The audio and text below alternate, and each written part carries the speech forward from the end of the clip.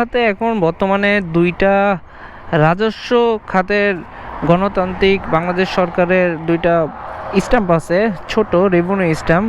Almost দুইটাই stamp মেরে দিলাম, ছোট রেভিনিউ স্ট্যাম্প। আর যেটা বলতে চাচ্ছিলাম যে সরকারি চাকরি এবং বেসরকারি চাকরি, প্রথমে আসি বেসরকারি চাকরি। ভাই, বেসরকারি চাকরিতে আপনি যত টাকাই না স্যালারি পান, 1 লক্ষ 2 লক্ষ টাকা, কিন্তু সরকারি চাকরির মতন মজা নাই এবং সরকারি চাকরির মতন স্থায়িত্ব হয় না। কারণ হচ্ছে এই যে সামনে আমার যে দুইটা ফর্ম দেখতেছেন, আমি দুইটা ফর্ম ফিল আপ করতেছি। এটা হচ্ছে আমার বাবার, সে একজন সরকারি চাকরিজীবী ছিলেন, এখন রিটায়ার্ড করছে, অনেক দিন হয়ে গেছে।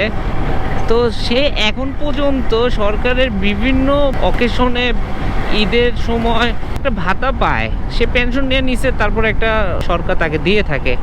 সো দেখেন, চাকরি নাই, তারপরও পেনশন নিয়ে ফেলছে, তারপরও সে একটা টাকা পাচ্ছে সরকার থেকে। আর প্রাইভেট ফার্মগুলিতে আপনার বস যদি আজকে বলে যে কালকে আসবেন না, ভাই আপনি কালকে না আসতে বাধ্য।